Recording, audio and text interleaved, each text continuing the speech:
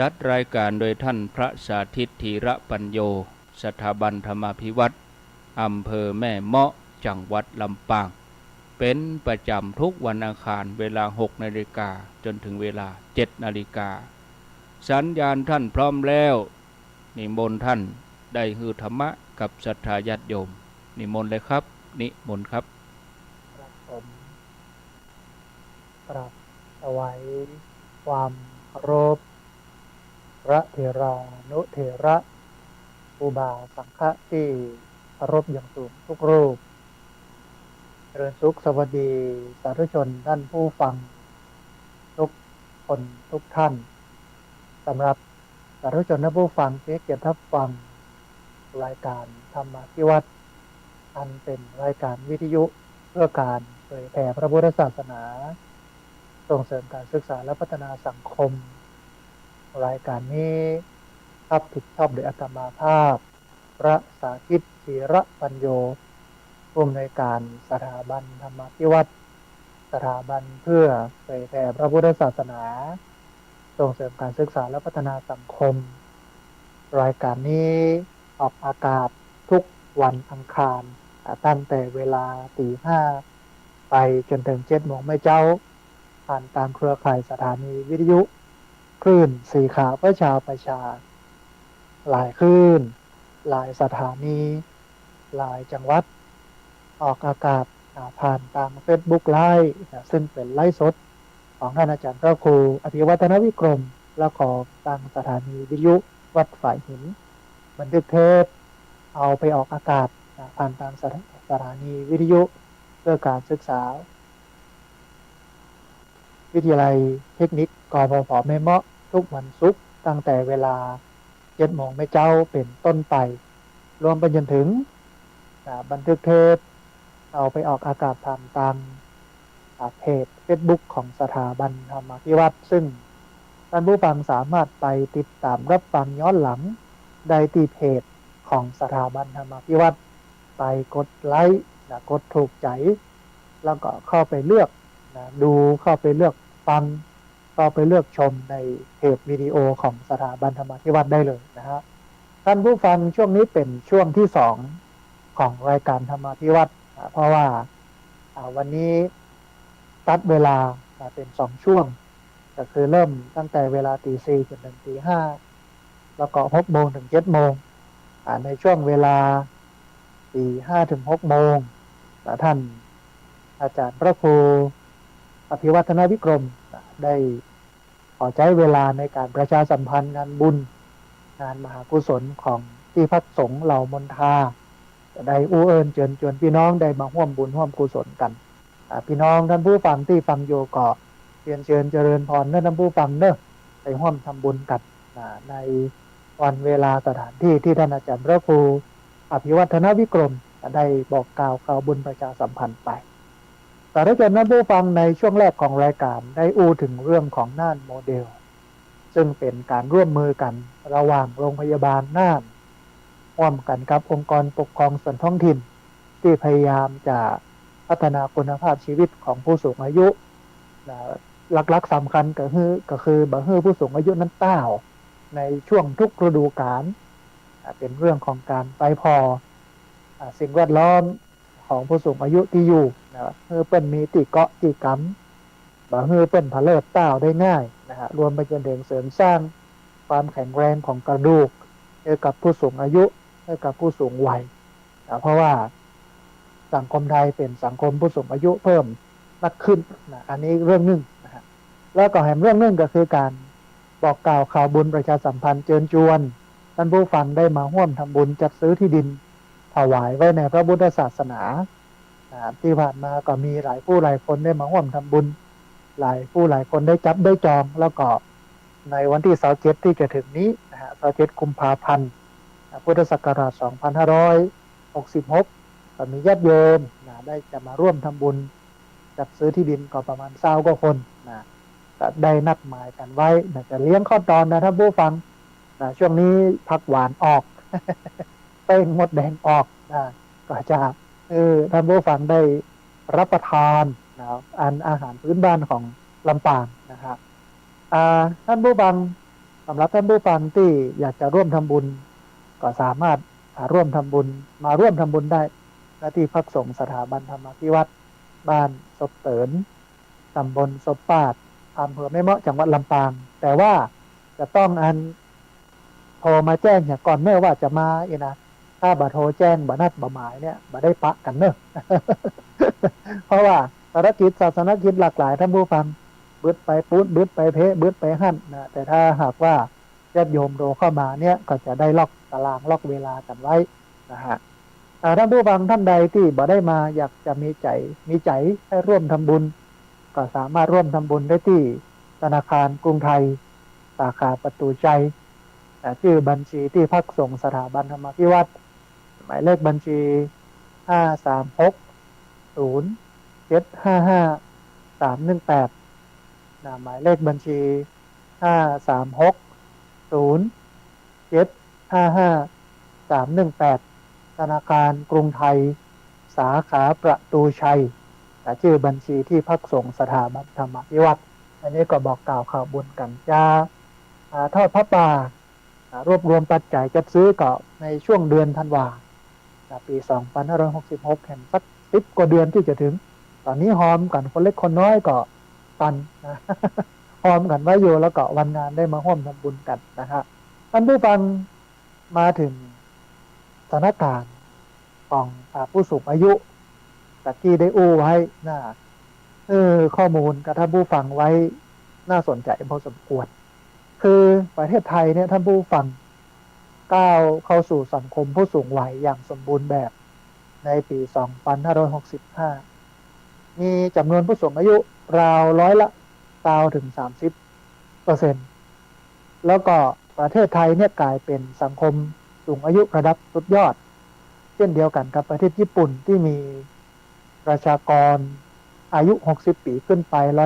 28%ในปี2574ปัจจุบันนี้ทั่วโลกมีผู้สูงอายุอยู่ประมาณ 1,000 ล้านคนคิดเป็นประมาณสัก 10%โดยภูมิภาคอาเซียนหรือว่าเอเชียเนี่ยมีประชากรอายุ60 ปีขึ้นไป11%แล้วก็7%ประเทศได้ก้าวสู่สังคมผู้สูงอายุแล้วท่านผู้ฟังโดยในภูมิภาคอาเซียนเนี่ยมีประชากรอายุ60 ปีขึ้นไปเนี่ย11%แล้วก็7%สิงคโปร์เนี่ยเป็นประเทศแรกที่เข้าสู่สังคมสูงวัยอย่างสมบูรณ์มันมีผู้มีอายุ60 ปีขึ้นไปเนี่ยมากกว่า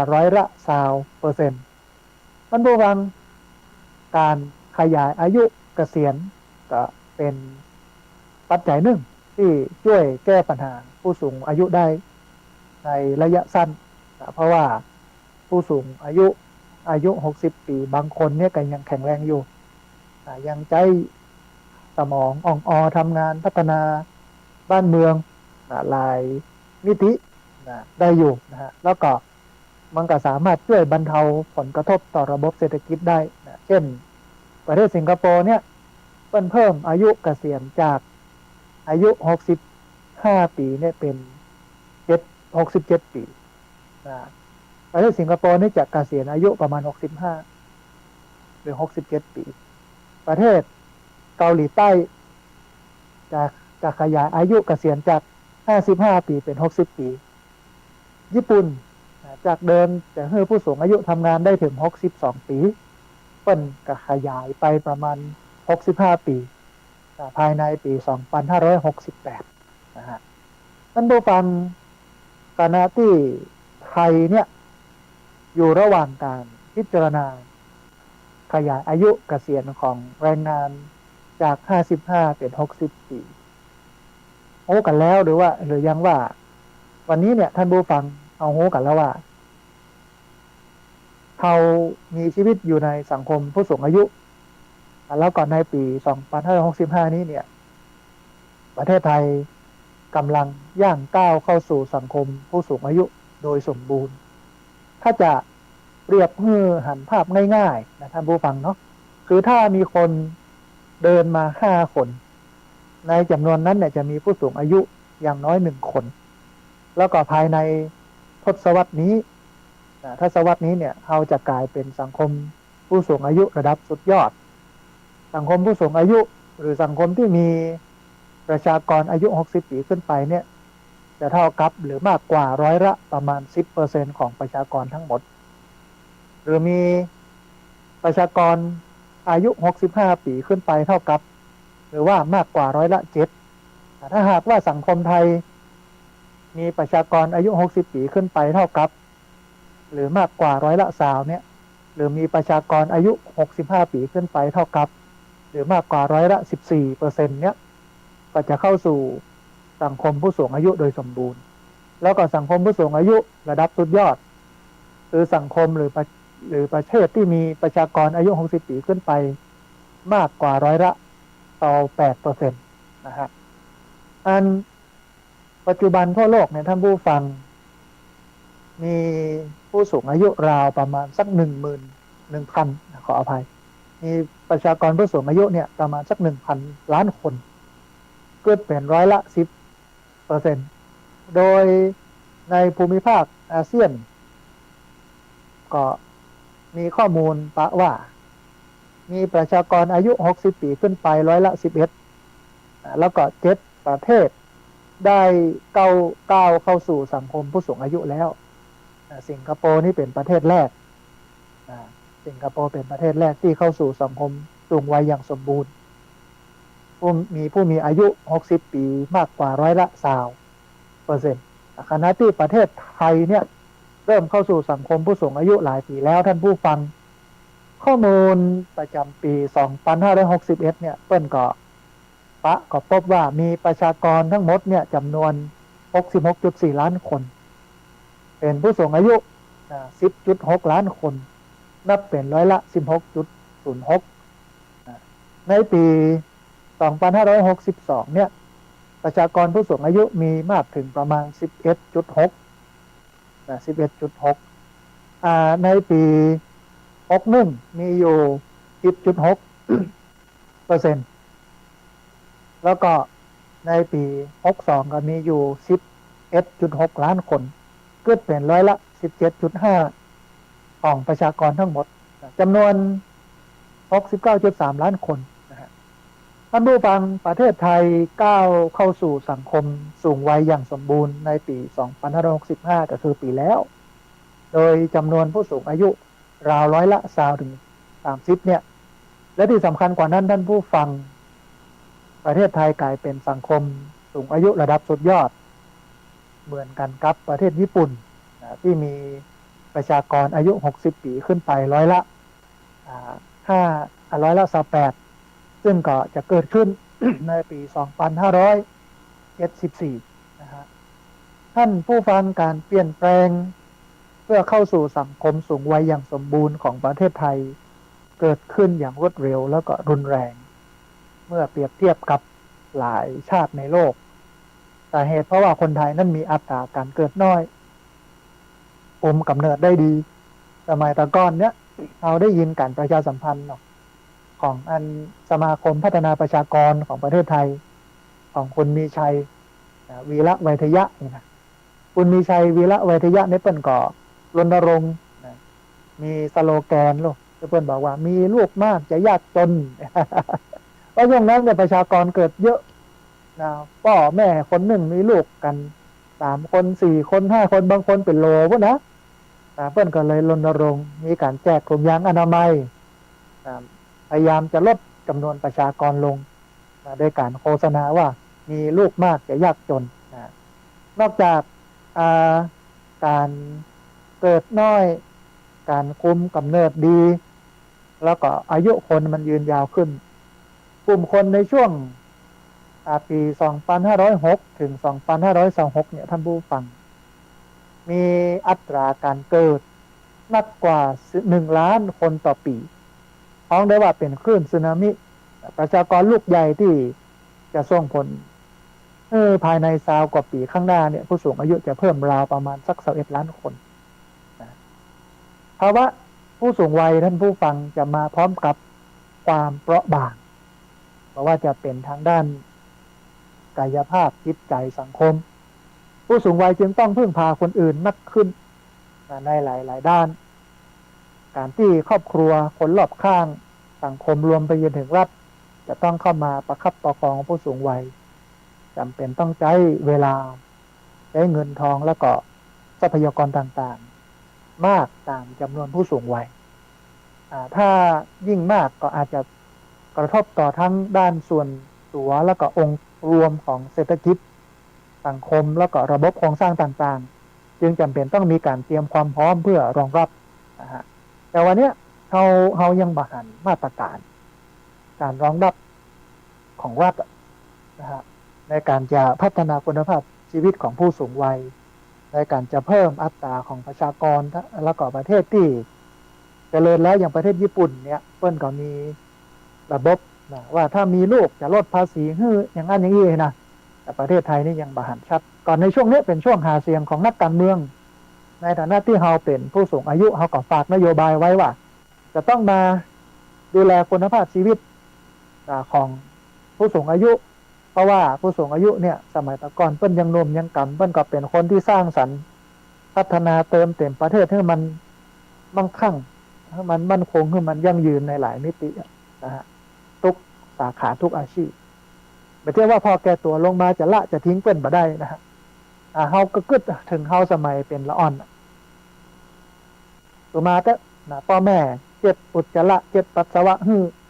เวลาพ่อแม่แก่ตัวนะเฮาก็จำเป็นต้องดูแลต้องพอกอยเปิ้นแต่ยุคนี้สมัยนี้มันซ้ำสะดวก กว่าสมัยตะก่อนนะตะก่อนเนี้ยโอ้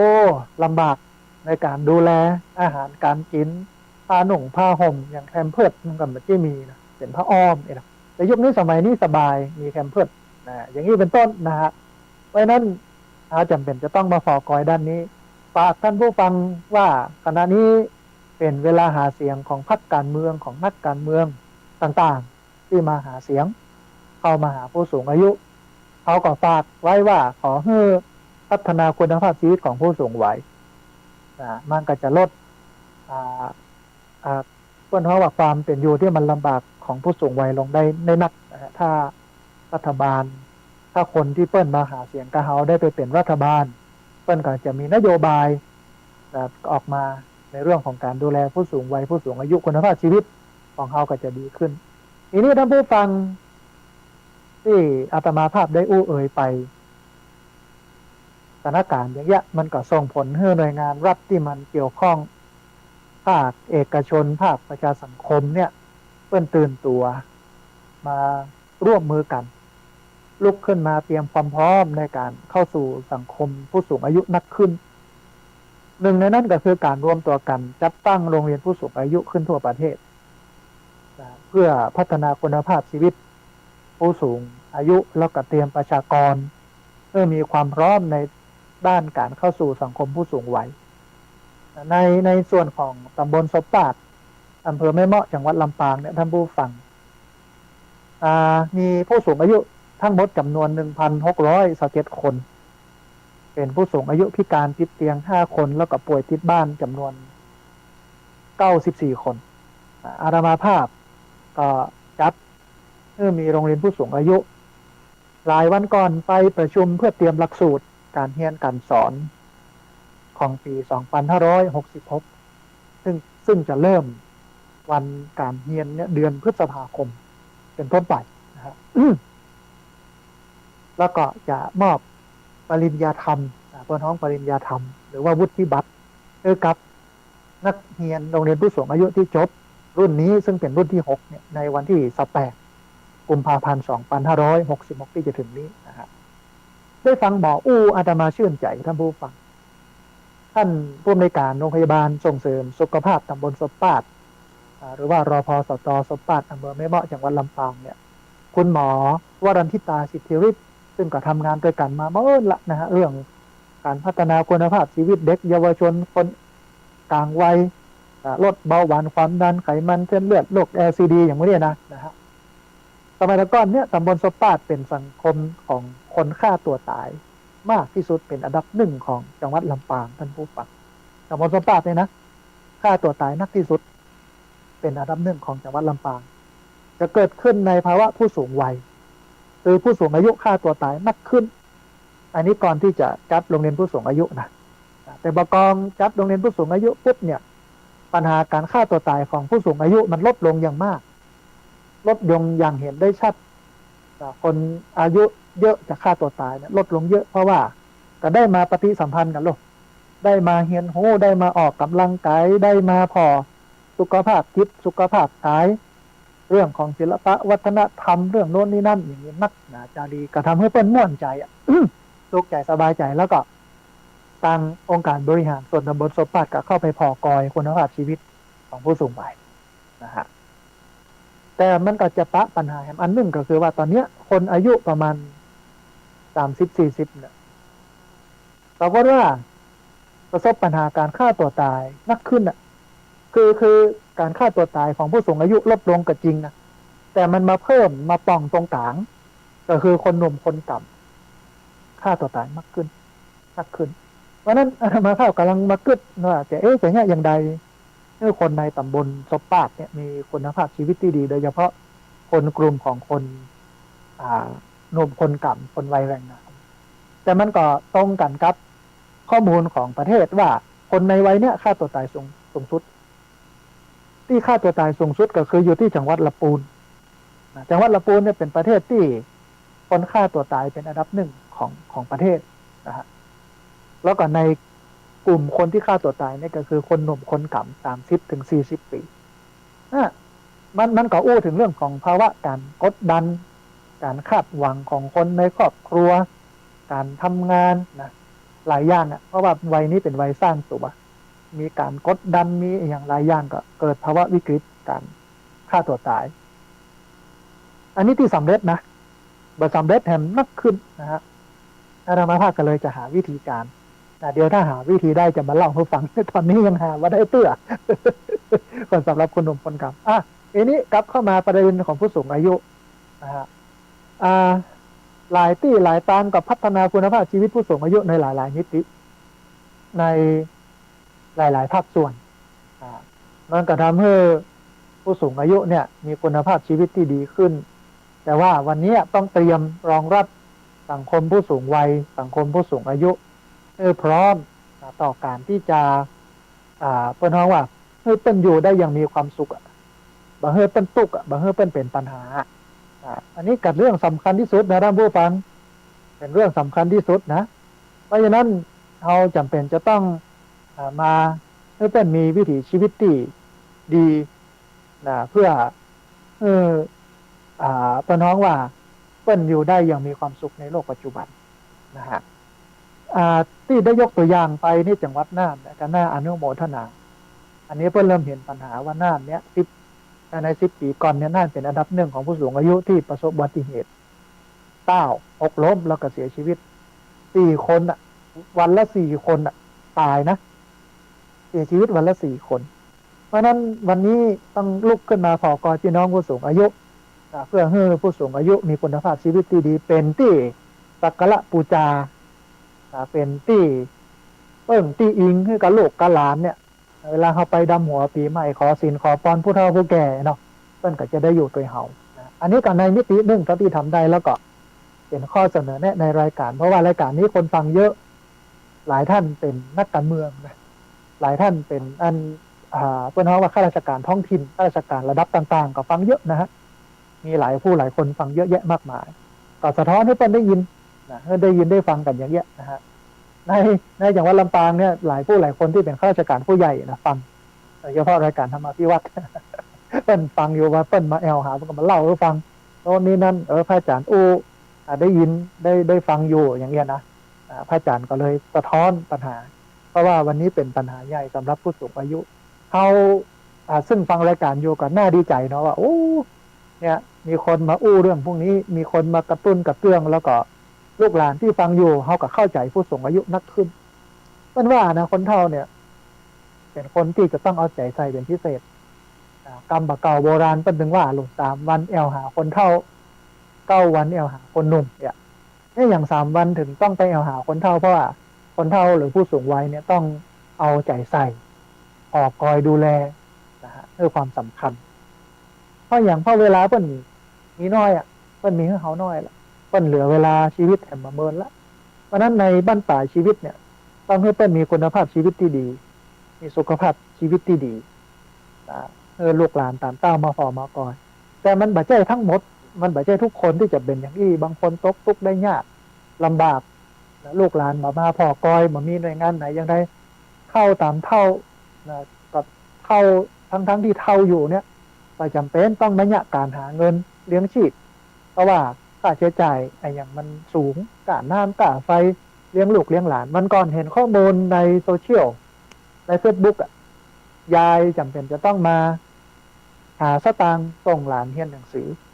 เปิ้นก็บอกว่าถึงแม้ว่ารัฐบาลจะประกาศให้การศึกษาเป็นการศึกษาฟรีแต่มันกล้าลดกล้าเทอมกล้าชุดโดยเฉพาะสายช่ำนี่นะกล้าชุดกล้าอย่างมันนักมันจำเป็นต้องใช้เงินนะแกก็ต้องยะการทั้งที่เข้าแล้วนะทั้งที่บสบายอยู่จำเป็นจะต้องยะการทำงานอันนี้ก็น่าหันใจแต่ว่าวันนี้ถ้าสังคมตื่นตัวลุกขึ้นมาทำเรื่องเหล่านี้ผู้คนทั้งหลายได้กระตุ้นกระเตื้องโดยเฉพาะหน่วยงานรัฐที่มีหน้าที่รับผิดชอบอย่างน้อยกับพัฒนาสังคมและความมั่นคงของมนุษย์ซึ่งมีอยู่ทุกจังหวัดตื่นขึ้นมาองค์กรปกครองส่วนท้องถิ่นไม่ว่าจะเป็นอบต.อบจ.ส.เทศบาลเนี่ยลุกขึ้นมาทำอย่างน่านเป็นเนี่ยน่านโมเดลเนี่ยจับไม้จับมือกันขับเคลื่อนไปพร้อมกันเนี่ยมันก็จะทำให้ผู้สูงวัยเนี่ยมีสุขภาพจิตสุขภาพกายหรือว่าถ้าโดยภาพรวมก็คือว่ามีคุณภาพชีวิตที่ดีขึ้นได้หลายคนถึงวันนี้ก็ต้องดิ้นรนกับเสือกกระสนด้วยตัวเองงบประมาณของรัฐที่จัดสรรมาก่อนเล็กน้อยเงินเดือนผู้สูงอายุผู้สูงวัยเนี่ย700 600 800 500ประมาณนี้มันพูดถึงว่ามันจะกุ้มกินกุ้มใจก่อนมันก็แบบพอกินพอใช้หลายคนก็บอกว่าไปจ่ายค่าสมาชิกศพจากปนกิจศพก็หมดแล้ว จ่ายค่าน้ำค่าไฟก็ติดลบแล้วนะอย่าไปเอาอย่างมาซื้อกินนะเงินแค่นี้อย่างเงี้ยนะฮะแต่ถ้ามันยกระดับขึ้นได้ประมาณสัก 3,000 นี่นะจะมีนักการเมืองที่อู้กันนะหันนโยบายของพรรคก้าวไกลนะฮะพรรคก้าวไกลเปิ้นก็อู้เรื่องนี้ว่าถ้าผู้สูงอายุถ้าเปิ้นได้เป็นรัฐบาลเปิ้นว่าอย่างนี้นะเปิ้นก็จะให้ผู้สูงอายุเดือนละ 3,000 ทุกคนอันนี้ก็น่าสนใจแล้วก็อาจจะมีพรรคอื่นๆโดยที่อู้เรื่องนี้นะฮะแต่ว่าพรรคก้าวไกลเนี่ยอู้เรื่องนี้ไว้ชัดเอาละท่านผู้ฟังตอนนี้ได้เวลาเปิดสายให้ท่านผู้ฟังที่ฟังอยู่ทางบ้านได้โทรเข้ามาร่วมร่วมเอ่ยกันได้โทรเข้ามาร่วมแสดงคำคิดความเห็นกันท่านผู้ฟังที่ฟังอยู่ทางบ้านเรียนเชิญเจริญพรโทรเข้ามาที่เบอร์064 125 4122เบอร์064 125 4122เรียนเชิญเจริญพรได้โทรเข้ามาเช็คสัญญาณว่าชัดบัชัดอย่างไรฟังอยู่ที่ไหนบรรยากาศเป็นอย่างไรสถานะสภาพสิ่งแวดล้อมอากาศเป็นใดพ้องนี่นะโทรมาให้กำลังใจกันโทรมาถามคำถามโทรมาทักทายกันเรียนเชิญเจริญพรที่เบอร์064 125 4122เบอร์064 125 4122ในเวลาเลยประมาณ25 นาทีท่านผู้ฟังเรียนเชิญเจริญพรเนอะวันนี้เป็นวันผู้สูงอายุ เรื่องผู้สูงอายุโดยตรงคงจะถูกอกถูกใจพี่น้องที่ติดตามรับฟังอยู่นะครับพอดีมีสายเข้ามาสายหนึ่งเดียวครับสายนี้ก่อนเปิ้ลจะว่าจะได้พ่องเจริญพรสาธุแม่สายทองบ้านห้วยการบ้านห้องละปูนนอวัดห้วยการเปิ้ลจะส่งน้ำครูบาศรีวิจัยวันไหนก็แม่วันที่6 มีนานี่เนาะ6 มีนาเนาะสาธุอย่างใดก็เรียนเชิญพี่น้องบ้านใกล้เรือนเคียงไปร่วมส่งน้ำครูบาศรีวิจัยที่วัดห้วยการวันที่6 มีนาเนอะอนุโมทนาบุญกับโยมแม่เนอะได้กำลังใจจัดหนักอนุโมทนาสายแรกเป็นแม่สายทองจากบ้านห้วยการบ้านห้องละปูนแล้วก็ประชาสัมพันธ์ว่าวันที่6 มีนานี้เปิ้ลจะมีส่งน้ำครูบาศรีวิชัยเพราะว่าบ้านห้วยการเนี่ยครูบาศรีวิชัยมาสร้างวิหารพระธาตุกระดูกของเปิ้ลนะฮะก็เอาไว้ที่วัดนะไว้ในหุบเหมือนของครูบาศรีวิจัยพี่น้องที่อยู่บ้านใกล้เรียนเคียงก็เรียนเชิญเจริญพรเนอะ พอดีมีสายก็มาทำสายหนึ่งเดี๋ยวฮับสายนี้ก่อนเปิ้นจะว่าจะได้พ่องเจริญพรสาธุโยมแม่แนะนำตัวน้อยเจริญพรอ๋อจำได้ละโยมแม่จำได้ อากาศเป็นได้พ่องโยมแม่ต้องปูนประเดียวสบายสบายเนาะแม่เนาะเป็นดีไข้ข่อยเพิ่นแต่ลำปางฮ้อนขนาด เอฝนลงตัวเนาะโอ้จุ่มเย็นเป็นสุกเนาะสัญญาณชัดเจนเนาะแม่เนาะโอ้อนุโมทนาบุญกับโยมแม่ดอยสะเก็ดเนาะแม่เนาะได้กำลังใจจัดนักอนุโมทนาบุญสาธุนะโยมแม่เพิ่นโทรเข้ามาเฮือกำลังใจนะโทรเข้ามาร่วมร่วมเอ่ยกันแม่นวลยอดคำปันนะฮะจากดอยสะเก็ดเทพเสด็จนะฮะเรียนเชิญเจริญพรนะท่านผู้ฟังเนอะที่เบอร์0641254122เบอร์0641254122พอดีมีสายเข้ามาสายหนึ่งเดียวฮับสายนี้ก่อนเปิ้นจะว่าจะได้พ่องเจริญพรแม่อุ้ยอินจากสำเมิงเชียงใหม่นะแม่น้อโอ้สาธุสัญญาณชัดเจนนะแม่เนาะโอ้เป็นดีไข้ข่อย สาธุยังได้กับอันจ่ายรักษาสุขภาพนะแม่เนอะสาธุสาธุเจริญพรแม่อุ้ยอินจากอำเภอสะเมิงจังหวัดเชียงใหม่บอกว่าที่สะเมิงยังหนาวอยู่นะครับต้องอนุโมทนาบุญตัวท่านผู้ฟังเวลาเหลือนักเนอะ20 กว่านาทีนะฮะน้อยๆที่เบอร์0641254122เบอร์0641254122พอดีมีสายเข้ามาหันสายหนึ่งเดี๋ยวฮับสายนี้ก่อนเปิ้ลจะว่าจะได้พ่องละเจริญพร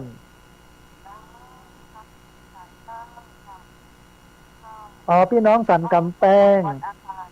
โอ้ชื่นอกชื่นใจสัญญาณชัดนะแม่น้อสันกำแพงอากาศเป็นได้พ่องกำลังม่วนกำลังเหมาะเนาะอนุโมทนาบุญที่ติดตามรับฟังกันเนอะแม่เนอะสาธุสาธุจะได้กลับไปละไปลืมกันเนอะแม่เนอะชื่นใจโยมแม่ชื่นใจอนุโมทนาสาธุนะพี่น้องสันกำแพงเชียงใหม่นะโทรเข้ามาบอกว่าฟังทุกวันอังคารแล้วก็ทุกวันของครูบาอาจารย์ที่จัดรายการอยู่น้องอนุโมทนาบุญตัวนะฮะท่านผู้ฟังเรียนเชิญเจริญพรหน้าที่เบอร์0641254122เบอร์0641254122พอดีมีสายก็มาแหมสายหนึ่งเดี๋ยวฮับสายนี้ก่อนเปิ้ลจะว่าจะได้พ่องเจริญพรสาธุแม่คำนวณแจ้ซ้อนเมืองปานลำปางสัญญาณเป็นได้พ่องแม่วันนี้ชัดเจนแล้วสาธุอากาศดูเป็นได้พ่องที่เมืองปาน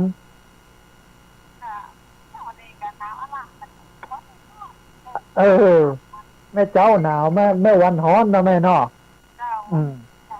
อากาศมันเปลี่ยนแปลงอย่างไรกับรักษาสุขภาพได้แม่เนอะ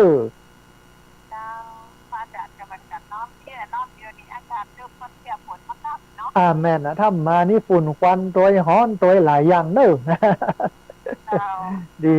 แต่ว่าต้องรักษาสุขภาพเพราะว่าวันหนึ่งบางครั้งบางทีมี3 ฤดูนะฮ้อนหนาวฝนนะแม่นละยังไงก็ต้องรักษาสุขภาพเนอะสาธุเจริญพรแม่คำนวณแจ้ซ้อนเมืองปานลำปางนะฮะท่านผู้ฟังท่านใดที่จะร่วมทำบุญจัดซื้อที่ดินถวายไว้ในพระพุทธศาสนาก็หอมไว้ก่อนเนอะวันเดือนธันวาเดี๋ยวจะได้กำหนดวันกำเนื่องว่าจะตานกันวันไหนนะฮะก็มาทำบุญกันในวันนั้นเนาะนะฮะง ร่วมกันกับการถวายศาลาโรงครัวเพราะว่ากฐินปีนี้ได้ปัจจัยมาส่วนหนึ่งก็เอามาสร้างศาลาโรงครัวตอนนี้ฉาบใกล้จะเสร็จละหลังจากฉาบเสร็จวันที่3 มีนาก็จะนัดช่างฝ้าช่างเพดานช่างไฟมาทำแล้วก็ตาสีเป็นอันสุดท้ายก็ค่อยๆทำไปมีนาเมษาพวกน่ะจะแล้วนะฮะพอดีมีสายเข้ามาสายหนึ่งเดี๋ยวฮับสายนี้ก่อนเปิ้นจะว่าจะได้พ่องเจริญพรสาธุแม่หลวงบ้านบวบเมืองลี้ละปูนนอสัญญาณเป็นได้พ่องแม่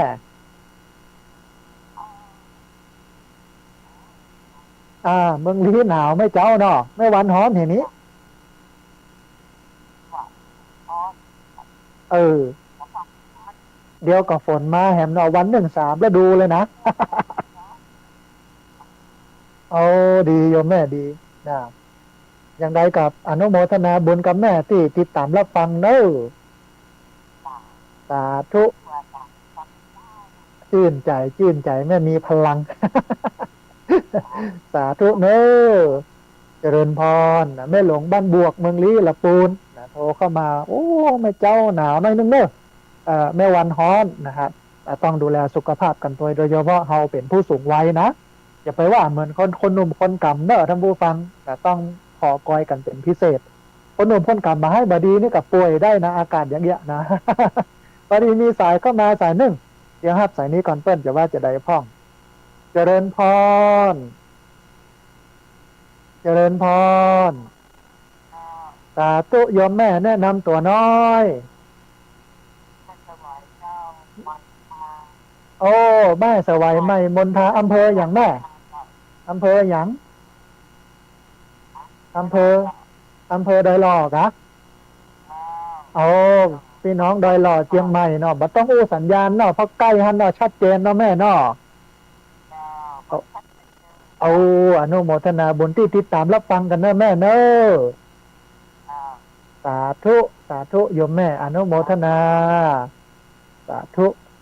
โยมแม่โทรมาจากอำเภอดอยหล่อจังหวัดเชียงใหม่โทรเข้ามาให้กำลังใจกันเหลือเวลา18 นาทีท่านผู้ฟังที่เบอร์064-125-4122นะฮะเบอร์064-125-4122แต่ที่เข้าไปดูในเฟซบุ๊กของท่านอาจารย์พระครูอภิวัฒนวิกรมมีหลายคนเข้าไปอนุโมทนาบุญบอกว่าตอนนี้ฟังอยู่แม่เจ้าเองนะคุณโยมชนาภาสีทาคุณโยมบุญเตยผิวสดคุณโยมสายพินคำทิพย์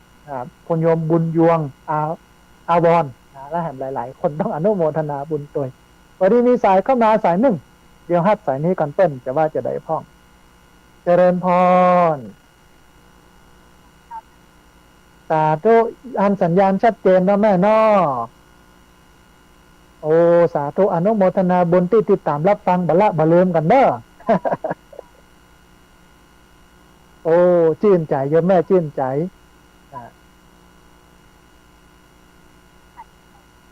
โอ้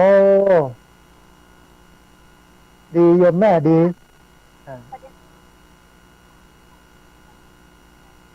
ก้อยมาหอมแม่ธันวาจะจัดงานแม่ธันวารอศาลาลงครัวแล้วเดือนธันวาเขาก็จัดตาลลงครัวแล้วก็ทำบุญทอดผ้าป่าจะซื้อที่ดินโยมแม่เก็บหอมไว้ก่อนเนอะ สาธุแม่สาธุเจริญพรสาธุอนุโมทนาบุญกับโยมแม่ที่โทรเข้ามาเนอะท่านผู้ฟังเหลือเวลาแหมอยู่เนอะเรียนเชิญเจริญพรที่เบอร์064-125-4122เบอร์064-125-4122ถ้าท่านใดอยากจะฟังย้อนหลังก็สัก2-3 วันไปฟังในเพจของสถาบันธรรมาภิวัตรเข้าไปที่ Google ไปพิมพ์คำว่าสถาบันธรรมาภิวัตรมันจึงขึ้นมาเป็นพืชนะฮะแล้วก็ไปกดไลค์กดถูกใจเสร็จแล้วก็ไปไล่พอวิดีโอที่บรรยายวันนี้มีสาระมากนะฮะเรื่องของสุขภาพผู้สูงวัยคุณภาพชีวิตผู้สูงวัยนะฮะวันนี้มีสายเข้ามาทำสายหนึ่งเดี๋ยวฮับสายนี้ก่อนเปิ้ลจะว่าจะได้พ่องเจริญพรอ๋อสาธุโยมต้อเจริญพรหายไปจัดเบินกดบัตรตันนะกดบัตรตันนะป้อเนาะ โอ้สาธุอันอย่างใดพ่องแข็งแรงอยู่ก่อนตอนนี้พอได้ครับเอาพอได้พอดีเนาะขอรักษาสุขภาพนโยมก่อนเนอะมันเสื่อมเป็นธรรมดาเนาะใช่ใช่เดี๋ยวเดือนธันวาเนอะป้อนเนอะอืมอืมเป็นเจ็บหน้าอกนี่เนาะอ๋อ76อายุ76แล้ว อืมโอ้ยังพอแข็งแรงเสียงยังหนุ่มอยู่เนอะยังยังได้ก็รักษาสุขภาพได้ป้อนเนอะอ่าสาสาธุพ่อสาธุเจริญพรสาธุนะโยมป้ออาจากเจดีย์3 ยอดละปูนนะฮะโทรเข้ามาอายุ76แล้วนะท่านผู้ฟังเสียงยังหนุ่มยังแน่นอยู่นะเรียนเชิญเจริญพรท่านผู้ฟังเวลาแหลมประมาณ10 กว่านาทีนะที่เบอร์0641254122เบอร์0641254122พอดีมีสายเข้ามาแถมสายหนึ่งเดี๋ยวฮัดสายนี้ก่อนเพิ่นจะว่าจะได้พ่อเจริญพรสาเอาสาธุสัญญาณเป็นได้พ่องแม่เอาสาธุวันนี้เนื้อหาสาระธรรมะเป็นได้พ่อง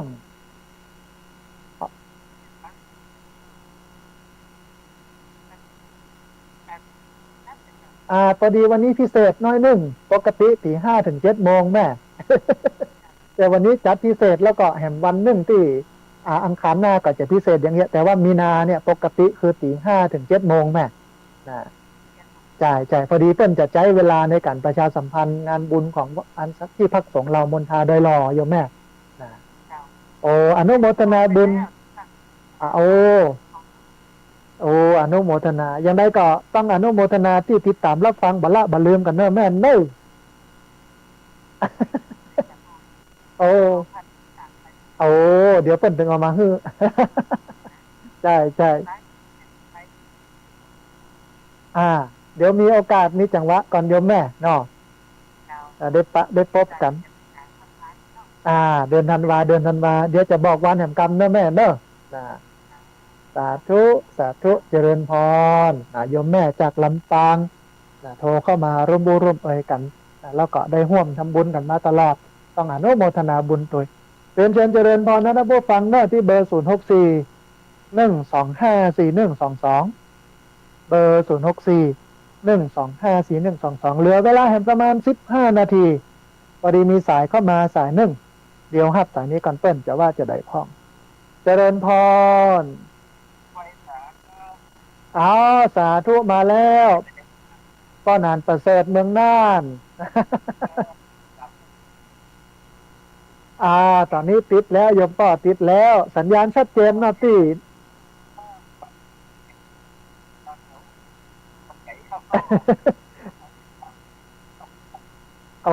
สาธุเมืองน่านนี่เป็นต้นแบบของงานการดูแลผู้สูงอายุนะป้ออนุโมทนาบุญกับป้อเลยเนอะ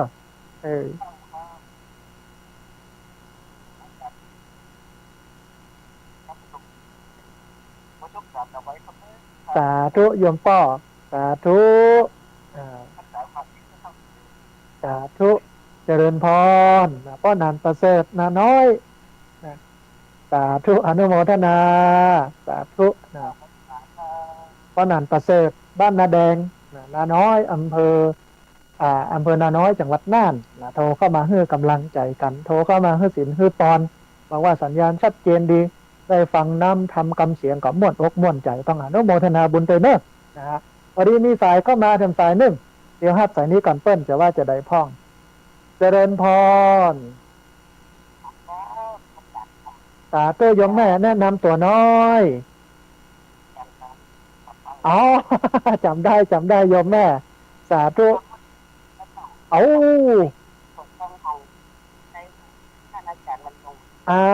พอดีอันช่วงนั้น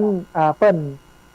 มีการประชาสัมพันธ์บอกกล่าวข่าวบุญงานวัดเหล่ามณฑาโดยเนาะ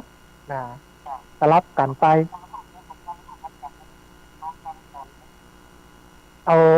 เดี๋ยวตอนเนี้ยเป็นช่วงสุดท้ายเดี๋ยวปะแห่งกรรมอังคารนะแม่เนอะอนุโมทนาบุญกับแม่เนอะ อ๋ออ๋อเดี๋ยวฟังทาง YouTube เอาเนาะแม่เนาะเอาเอาอนุโมทนาบุญกับโยมแม่ที่บัลละบ่ลืมกันเด้อนะสาธุเอาชื่นใจชื่นใจนะเดี๋ยววันนี้จะให้เราอ่อนเอาลง สาธุเจริญพรโยมแม่อนุโมทนาบุญสาธุนะท่านผู้ฟังเวลาเหลือแหมประมาณ10 นาทีที่เบอร์0641254122เบอร์0641254122พอดีมีสายเข้ามาสายหนึ่งเดี๋ยวห้าสายนี้ก่อนเปิ้นจะว่าจะได้พ้องเจริญพรอ๋อสาธุเจริญพรสัญญาณชัดเจนเนาะอันในเวียงเป็นได้พ้องอากาศวันนี้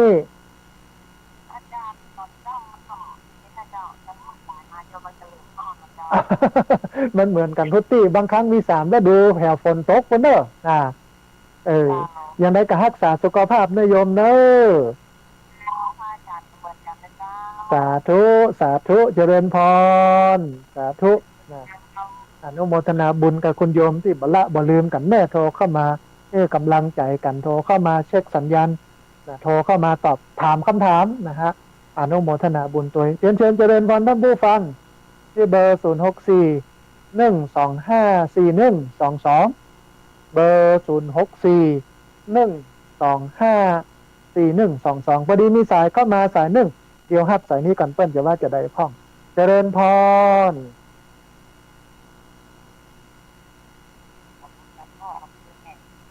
เอาสาธุพี่น้องแม่สวยเชียงไฮ้เนาะแม่เนาะ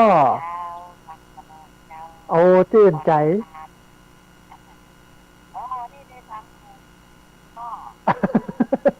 อันเป็นสลับกันโยมแม่เดี๋ยววันพุ่นเดือนมีนาจะเข้าตีเข้าตางโอ้ชื่นใจโยมแม่ชื่นใจสาธุแม่สาธุเนอสาธุเจริญพรสาธุอนุโมทนาบุญกับโยมแม่จากอำเภอแม่สวยจังหวัดเชียงรายโทรเข้ามาให้กำลังใจกันนะฮะเชิญเจริญพรนะท่านผู้ฟังเนอที่เบอร์0641254122เบอร์0641254122เวลาเลยแหมประมาณสัก10 นาที9 นาทีนะฮะพอดีมีสายเข้ามาสายหนึ่งเดียวฮับสายนี้ก่อนเปิ้นจะว่าจะได้พ้องเจริญพรเจริญพร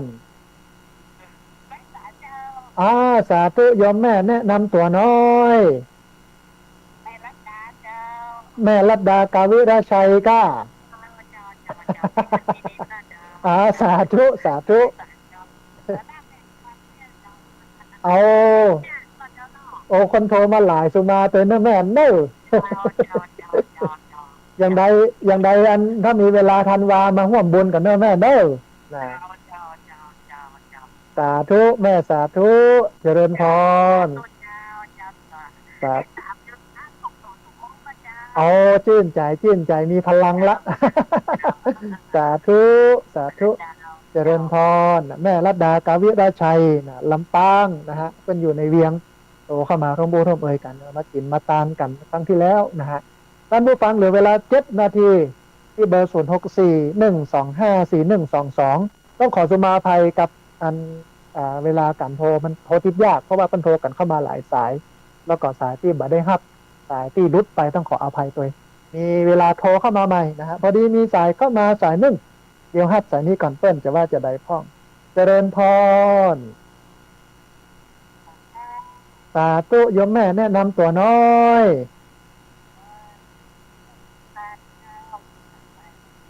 เอาสาธุสัญญาณชัดเจนเนาะแม่เนาะ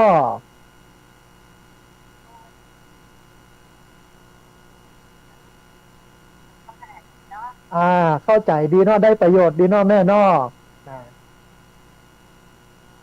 โอ้สาธุยังใดก็ติดตามรับฟังกันตลอดแม่จะไปละไปลืมกันเด้อนั่นแม่นละเพราะฉะนั้นเดี๋ยวต้องให้หมออย่างไปแอวไปหาไปดูแลกันบ่อยๆโยมแม่ เนี่ยเดี๋ยวกำลังกระตุ้นกระเตื้องกันนะเฮ้ยหมอไปพอไปแอวหาอืมใช่เพราะว่าถ้าเปิ้นมาแอวหามาอย่างมันก็มีกำลังใจนะเนาะแม่เนาะอืมอันนี้เห็นส่วนหนึ่งนะต้องทำใจต้องปล่อยวางเนาะอ่า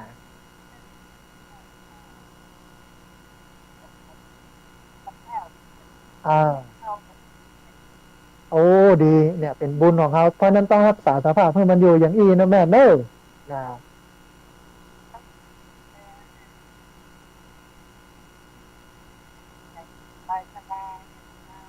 สองอย่างนะกินเลือกกินแล้วก็ทำใจให้สบายจ้างมันเตอะมัน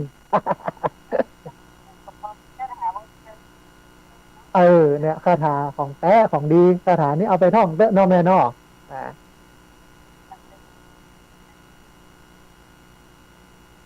แม่นถ้าจะเอาประโยชน์อย่างเงี้ยมาให้ฟังกันประจำเนอะแม่เนอะอย่างไรก็ติดตามรับฟังกันเนอะสาธุเจริญพรนะสาธุนะโยมแม่อนุโมทนาบุญตัวยที่ติดตามรับฟังแล้วก็บอกว่าได้ประโยชน์จัดหนักจากรายการนะฮะเหลือเวลาแห่งประมาณ5 นาทีท่านผู้ฟังที่เบอร์0641254122พอดี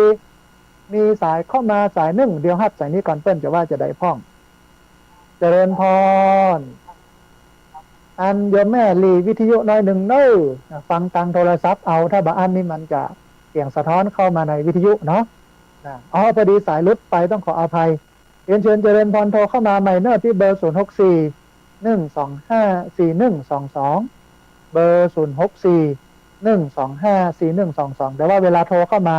คือเอาหลีวิทยุแล้วก็ฟังทางโทรศัพท์เอาสัญญาณมันจะชัดเจนดีนะฮะวันนี้อู้ถึงเรื่องผู้สูงอายุคงจะถูกอกถูกใจครับพี่น้องผู้สูงวัยเดียววันอังคารหน้าก็จะอู้ถึงผู้สูงวัยเหมือนกันเนอะแต่เป็นธรรมะที่สูงวัยแล้วได้อะไรอย่างนะสูงอายุแล้วเขาได้อย่างกันพ้องเนี่ยนะจะไล่เรียงลำดับไปเป็นอย่างเนี่ยนะฮะพอดีมีสายเข้ามาสายหนึ่งเดี๋ยวครับสายนี้ก่อนเปิ้นจะว่าจะได้พ้องเจริญพร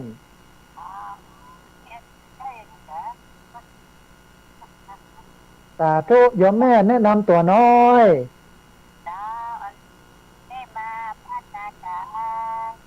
อำเภอลีจังหวัดละปูนเนาะแม่เนาะ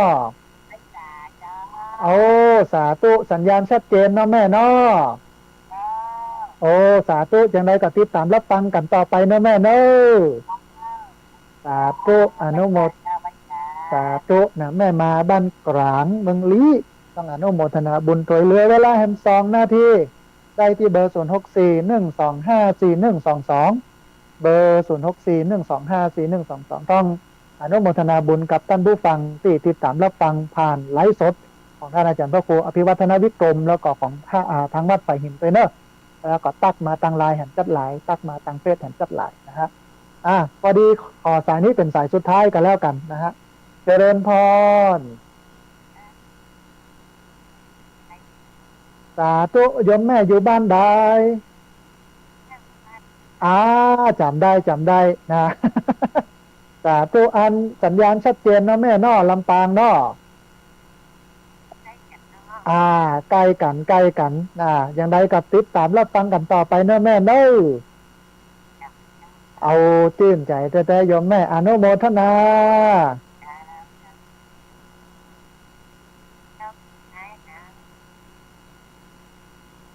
ง่อมเงาเลยเนาะแม่เนาะ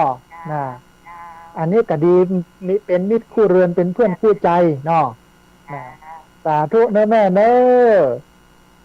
อนุโมทนาบุญกับโยมแม่ลำปางนะโทรเข้ามาให้กำลังใจกันขอแฮมสายสุดท้ายท่านผู้ฟัง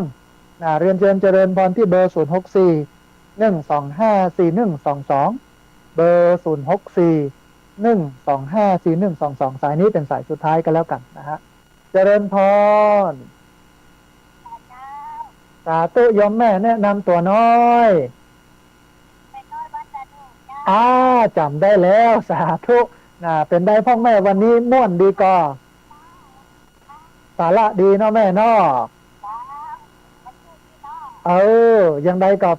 อันติดตามรับฟังกันต่อไปท่านแม่จะเอาสิ่งดีๆอย่างนี้มาเล่าให้ฟังแถมแม่เนาะ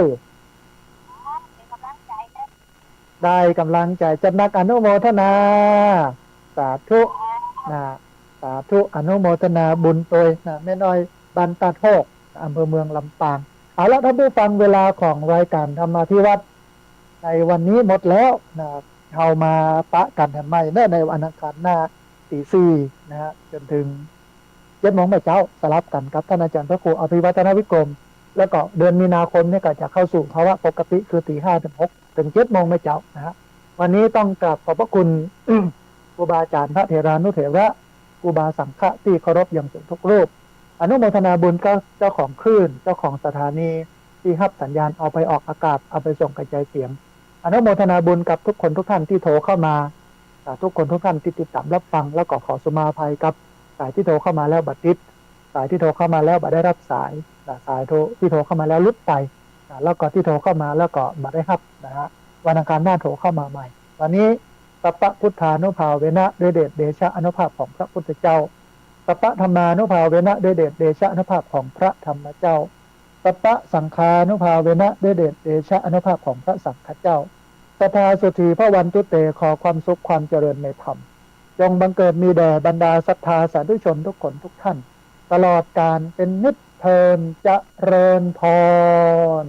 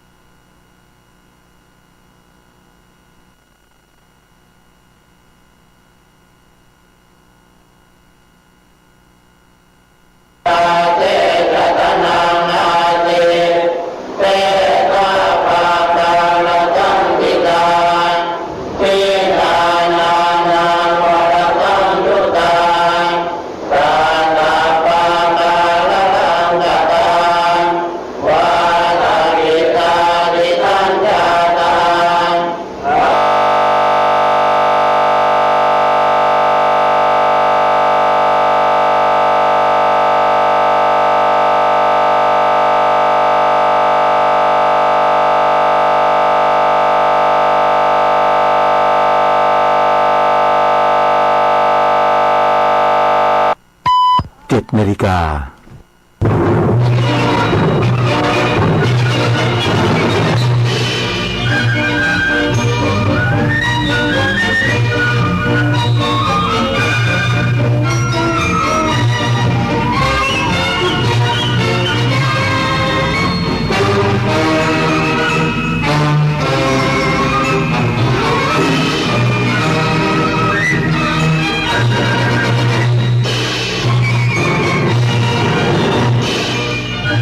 ต่อไปสถานีวิทยุกระจายเสียงแห่งประเทศไทยเสนอข่าวซึ่งมีหัวข้อข่าวดังนี้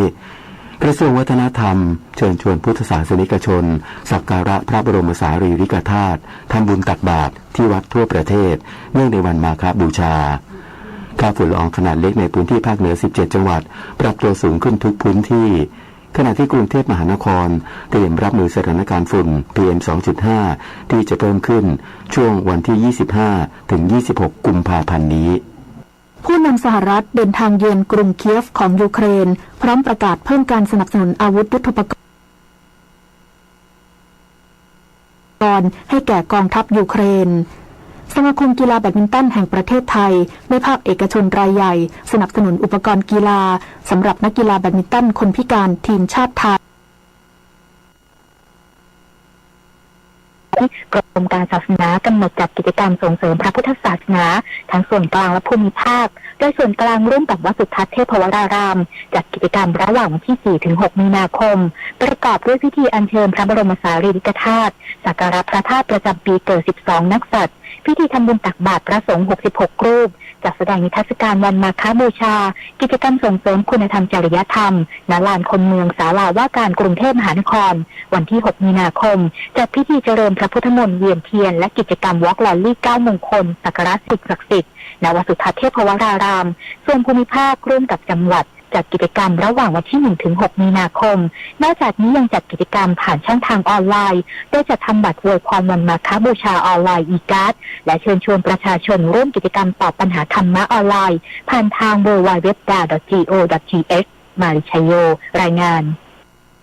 ค่าฝุ่นละอองขนาดเล็กในพื้นที่ภาคเหนือ 17 จังหวัดปรับตัวสูงขึ้นทุกพื้นที่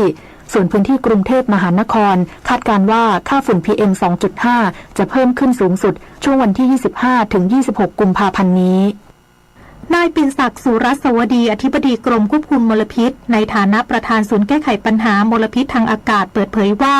วันนี้ค่าฝุ่นละอองขนาดไม่เกิน 2.5 ไมครอนหรือ PM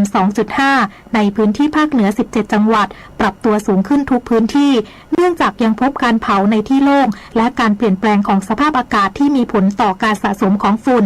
ขณะที่ภาคตะวันออกเฉียงเหนือค่าฝุ่น PM 2.5 ปรับตัวลดลงทุกพื้นที่ภาพรวมคุณภาพอากาศอยู่ในระดับดีมากถึงปานกลางส่วนกรุงเทพมหานครและปริมณฑลคุณภาพอากาศปานกลางถึงมีผลกระทบต่อสุขภาพโดยค่าฝุ่นปรับตัวสูงขึ้นทุกพื้นที่คาดการว่าจะเพิ่มขึ้นสูงสุดในช่วงวันที่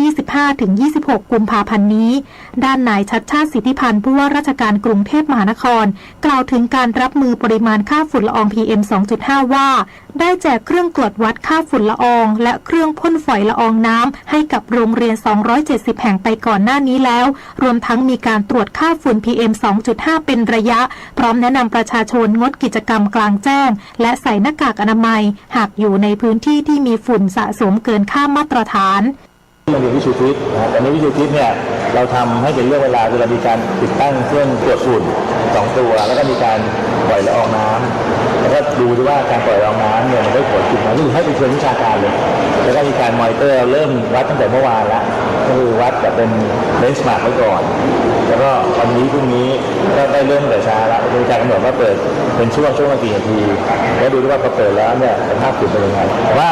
สภาพอากาศมันจะแย่อยู่ประมาณแค่3 วันให้ดูแต่ตัวเลขมันแล้วแต่สถานการณ์คือถ้าดูเนี่ยมันมีลมที่มาจากทิศตะวันออกซึ่งเชื่อว่าส่วนหนึ่งจะนำเชื้อมวลที่มีการเผาเข้ามาในกรุงเทพด้วยนะช่วงนี้ก็คือต้องใส่หน้ากากทั้งนี้ข้อมูลจากดาวเทียมติดตามการเกิดไฟป่าของสำนักงานพัฒนาเทคโนโลยีอวกาศและภูมิสารสนเทศองค์การมหาชนหรือจิสดาพบจุดความร้อนทั่วประเทศ682จุดโดยเฉพาะในพื้นที่ป่าสงวนแห่งชาติและป่าอนุรักษ์มากที่สุดในพื้นที่จังหวัดกาญจนบุรี123จุดอุตรดิตถ์60จุดและเลย55จุดส่วนจุดความร้อนในประเทศเพื่อนบ้านพบสูงสุดในเมียนมา 1,729 จุดรองลงมาเป็นกัมพูชา517จุดสปป.ลาว410จุดและเวียดนาม55จุดนิตยาคุณสิมรายงานการรถไฟแห่งประเทศไทยเตรียมนำรถจักรพลังงานไฟฟ้ามาใช้ลากจูงขบวนรถโดยสารที่สถานีกลางกรุงเทพอภิวัตรเพื่อลดมลพิษอีก50คันภายในปีนี้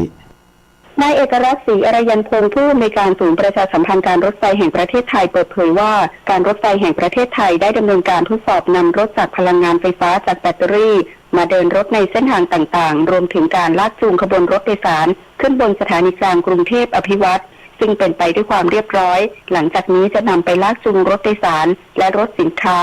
โดยในระยะแรกจะใช้ลากขบวนรถจากย่านสถานีกลางกรุงเทพอภิวัตรไปที่ชานชาลาสถานีที่ชั้น2เพื่อลดมลพิษในอาคารและในระยะต่อไปจะทดลองวิ่งในระยะทางใกล้และระยะทางไกลมากขึ้นรวมทั้งใช้เป็นขบวนรถขนส่งสินค้าไปยังท่าเรือแหลมฉบังเป็นต้นทั้งนี้การรถไฟอยู่ระหว่างเตรียมดำเนินการ จัดหารถจักรไฟฟ้า EV มาให้บริการประชาชนอีกประมาณ50คันภายในปี 2566 เพื่อยกระดับการลดมลพิษทางอากาศและยังลดต้นทุนได้ร้อยละ 40-60 เมื่อเทียบกับหัวรถจักรดีเซลนพศรแก้วคำรายงานกระทรวงสาธารณสุขรับมอบวัคซีนไฟเซอร์รุ่น 2 จากสาธารณรัฐเกาหลีกว่า 500,000 โดสเตรียมจัดสรรให้จังหวัดฉีดเป็นบูสเตอร์โดสปลายเดือนนี้นายอนุทิน ชาญวีรกูลรองนายกรัฐมนตรีและรัฐมนตรีว่าการกระทรวงสาธารณสุขเปิดเผยว่าทางการสาธารณรัฐเกาหลีได้สนับสนุนวัคซีนป้องกันโรคโควิด -19 ให้กับไทยรุ่น 2 ของไฟเซอร์ซึ่งเป็นวัคซีน mRNA ปรับสูตรใหม่ให้รองรับได้ทั้งสายพันธุ์ดั้งเดิมและสายพันธุ์กลายพันธุ์จำนวน 51,120 โดสซึ่งจะนำวัคซีนที่ได้ไปฉีดเป็นเข็มกระตุ้นในผู้ที่เคยได้รับวัคซีนไฟเซอร์ตั้งแต่2เข็มขึ้นไปโดยจะจัดสรรให้จังหวัดต่างๆอย่างทั่วถึงและเท่าเทียมกันพร้อมเปิดลิงก์ให้จังหวัดแจ้งความต้องการและจะจัดส่งให้ช่วงสิ้นเดือนนี้ในส่วนของประเทศไทยอัตราการติดเชื้อเนี่ยน้อยมากอัตราการเจ็บป่วยถึงขั้นต้องใช้เครื่องช่วยหายใจเข้าห้อง ICU ก็อยู่ในอัตราที่ต่ำมากคนที่เข้าไปในเกณฑ์ป่วยหนักนั้นก็จะสามารถเทรสประวัติกลับมาก็จะเห็นได้ว่ามีโรคประจำตัวอื่นๆอยู่แล้วก็ได้รับวัคซีนไม่ครบตามที่ได้รับการแนะนำไว้เรื่องอัตราการเสียชีวิตก็เช่นกันทั้งนี้สาธารณรัฐเกาหลีได้สนับสนุนวัคซีนแอสตราเซเนกา 470,000 โดสให้ไทยและครั้งนี้เป็นครั้งที่2ซึ่งนอกจากเป็นความร่วมมือด้านสาธารณสุขระหว่างกันแล้วยังเป็นการสร้างประโยชน์ในโอกาสครบรอบ65ปีความสัมพันธ์ระหว่างประเทศไทยและเกาหลีด้วยกระทรวงพาณิชย์หารือรองผู้ว่าการมณฑลไหหนานใช้ประโยชน์มินิ FTA เพิ่มมูลค่าการค้าระหว่างกันให้มากขึ้นนายจุรินทร์ลักษณะวิสิทธิ์รองนายกรัฐมนตรีและรัฐมนตรีว่าการกระทรวงพาณิชย์เปิดเผยภายหลังหารือกับรองผู้ว่าการมณฑลไหหนานถึงการต่อยอดมินิ FTA ไทยไหหนานเพื่อเพิ่มมูลค่าการค้าระหว่างกันให้มากขึ้นว่าได้เสนอให้มีการจัดเจรจาซื้อขายสินค้าระหว่างกันแลกเปลี่ยนการเยือนระหว่างกันให้มากขึ้นโดยเสนอให้สินค้าไทยอยู่ในร้านค้าปลอดภาษีของไหหนานรวมทั้งมีการเชื่อมโยงข้อมูลระหว่างศูนย์ RCEP Center ของไทยกับศูนย์ Business Service ของไหหนานเพื่อแลกเปลี่ยนข้อมูลและเพิ่มมูลค่าการค้าระหว่างกันผมคิดว่าจีนยังเป็นตลาดสำคัญที่เราต้องให้ความสำคัญเป็นพิเศษอยู่ดังเดิมแม้ว่าจะมีแรงเสียดทานในเรื่องของการค้าการส่งออกระหว่างกันภาวะเศรษฐกิจโลกที่มันชะลอตัวทั้งโลกแล้วก็เกิดจากสงครามการค้ารัสเซียยูเครนที่ยังไม่เลิกนะครับแล้วก็เงินเฟ้ออื่นๆก็ตามผมก็ยังคิดว่าเราต้องให้ความสำคัญกับจีนในฐานะประเทศคู่ค้าสำคัญต่อไปครับทั้งนี้ในปีที่ผ่านมาการค้าไทยไหหนานมีมูลค่า 18,200 ล้านบาทเพิ่มขึ้นถึง91.9% โดยหลังจากที่มีมินิ FTA ไทยส่งออกไปไหหนานมูลค่า 1465 ล้านบาทเพิ่มขึ้นถึง66.8% ซึ่งในอนาคตจะมีการทำมินิ FTA กับเซินเจิ้นและมณฑลยูนนานในเร็วๆนี้เอกวินกากนิกรายงานกระทรวงวัฒนธรรมยกระดับ16เทศกาลประเพณีไทยสู่เวทีนานาชาติขับเคลื่อนซอฟต์พาวเวอร์ดึงดูดนักท่องเที่ยวสร้างรายได้ให้ชุมชนนายอนุชาบุรพชัยศรีรองเลขาธิการนายกรัฐมนตรีฝ่ายการเมืองปฏิบัติหน้าที่โฆษกประจำสำนักนายกรัฐมนตรีเปิดเผยว่ากระทรวงวัฒนธรรมได้ดำเนินการตามนโยบายรัฐบาลขับเคลื่อนซอฟต์พาวเวอร์ของไทยที่มีศักยภาพ 5Sโดยคัดเลือกเทศกาลประเพณีของจังหวัดต่างๆ16ประเภทที่มีความโดดเด่นเป็นเอกลักษณ์แสดงออกถึงวัฒนธรรมและภูมิปัญญาท้องถิ่นสามารถนำมาพัฒนาต่อยอดเผยแพร่ประเพณีของไทยให้เป็นที่รู้จักเพื่อดึงดูดนักท่องเที่ยวสร้างรายได้แก่ชุมชนและประเทศชาติโดยเทศกาลที่ได้รับคัดเลือก16ประเภทอาทิประเพณีกตัญญูคู่ฟ้ามหาสมโภชเจ้าแม่ลิ้มกอเหนี่ยวจังหวัดปัตตานีเทศกาลมรดกโลกบ้านเชียงจังหวัดอุดรธานีประเพณีหกเปงนมัสการพระมหาธาตุเจ้าภูเพียงแช่แห้งจังหวัดน่านประเพณีแห่มาลัยข้าวตอกมาฆบูชาอารยธรรมอีสานจังหวัดยโสธรประเพณีแห่ผ้าพระบทพระราชทานถวายพระบรมธาตุนครศรีธรรมราชจังหวัดนครศรีธรรมราชและเทศกาลโคราชเมืองศิลปะโคราชสตรีทอาร์ตจังหวัดนครราชสีมาเป็นต้น Yahoo Finance จัดให้ประเทศไทยอยู่อันดับ 10ประเทศที่มีความก้าวหน้ามากที่สุดในภูมิภาคเอเชียจากศักยภาพการพัฒนาทรัพยากรมนุษย์การลงทุนและความสามารถในการแข่งขันนายอนุชาบุรพชัยศรี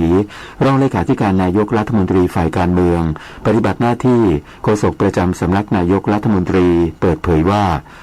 ประเทศไทยได้อันดับ 10ของประเทศที่มีความก้าวหน้ามากที่สุดในภูมิภาคเอเชียจากการจัดอันดับของ Yahoo Finance โดยพิจารณาจากดัชนีการพัฒนามนุษย์สัดส่วนของงบประมาณในการวิจัยและพัฒนาต่อ GDP และการมีบริษัทขนาดใหญ่ในประเทศนั้นๆซึ่งไทยเป็นประเทศที่มีการลงทุนในด้านการวิจัยและพัฒนา R&D อย่างมากในปี 2563 มีการใช้จ่ายคิดเป็นร้อยละ 1.14 ของ GDP ขณะที่คะแนนดัชนีการพัฒนามนุษย์คนไทยมีอายุขัยเฉลี่ยที่ 78.7 ปีระยะเวลาการศึกษา 15.9 ปีและมีรายได้ต่อหัวอยู่ที่ 619,000 บาทต่อปีซึ่งพลเอกประยุทธ์จันทร์โอชานายกรัฐมนตรีและรัฐมนตรีว่าการกระทรวงกลาโหมยินดีและกำชับหน่วยงานที่เกี่ยวข้องให้ความสำคัญกับการพัฒนาทรัพยากรมนุษย์ควบคู่ไปกับการพัฒนาประเทศโดยรัฐบาลพร้อมสนับสนุนวันนี้มูลนิธิแพทย์อาสาสมเด็จพระศรีนครินทราบรมราชชนนีหรือพอสวออกให้บริการประชาชนในพื้นที่จังหวัดตากที่หมู่ 4 บ้านแม่ละมุงคีตำบลแม่ละมุงอำเภออุ้มผางจังหวัดปราจีนบุรีที่หมู่ 4 บ้านบางปลาร้าตำบลบางปลาร้าอำเภอบ้านสร้างส่วนหน่วยทันตกรรมเคลื่อนที่เพื่อประชาชนได้โอกาสพอสวออกให้บริการประชาชนในพื้นที่จังหวัดแม่ฮ่องสอนที่หมู่ 5 โรงเรียนบ้านแกงหอมมงและที่หมู่ 8 บ้านห้วยหมีศรีสวัสดิ์ตำบลเมืองแปงอำเภอปายจึงขอเชิญชวนประชาชนในพื้นที่ดังกล่าวไปรับบริการโดยไม่เสียค่าใช้จ่ายใดๆต่อจากนี้ไปขอเชิญรับฟังไทยคู่ฟ้ารัฐบาลเร่งแก้ปัญหาแรงงานต่างชาติแย่งอาชีพคนไทยตามประกาศกระทรวงแรงงานเรื่องกำหนดงานที่ห้ามคนต่างด้าวทำโดยตั้งแต่วันที่1ตุลาคม2565ถึง13กุมภาพันธ์2566ตรวจสอบสถานประกอบการ 14,104 แห่งดำเนินคดีแล้ว500แห่งตรวจสอบคนต่างชาติ 196,402 คนดำเนินคดีแล้ว 1,143 คนพบว่าเป็นการแย่งอาชีพคนไทย600คนอาชีพที่พบมากที่สุดคืองานเร่ขายสินค้างานตัดผมงานขับขี่ยานพาหนะและงานนวดตามลำดับซึ่งคนต่างชาติที่ทำงานนอกเหนือสิทธิ์มีโทษปรับตั้งแต่ 5,000 ถึง 50,000 บาทส่วนนายจ้างที่ให้คนต่างชาติทำงานนอกเหนือสิทธิ์มีโทษปรับตั้งแต่ 10,000 ถึง 100,000 บาทต่อคนต่างชาติ1คนทั้งนี้ผู้พบเห็นการจ้างงานคนต่างชาติทำงานผิดกฎหมายแจ้งได้ที่สายด่วนกรมการจัดหางาน1694ค่ะสื่อสารภารกิจรัฐบาลกับสำนักโฆษกสำนักเลขาธิการนายกรัฐมนตรีเราจะสืบสานรักษาและต่อยอดและครองแผ่นดินโดยธรรมเพื่อประโยชน์สุขแห่งอาณาราษฎรตลอดไปพระปฐมบรมราชโองการพระบาทสมเด็จพระเจ้าอยู่หัวในพระราชพิธีบรมราชาภิเษกเมื่อวันที่4 พฤษภาคมพุทธศักราช 2562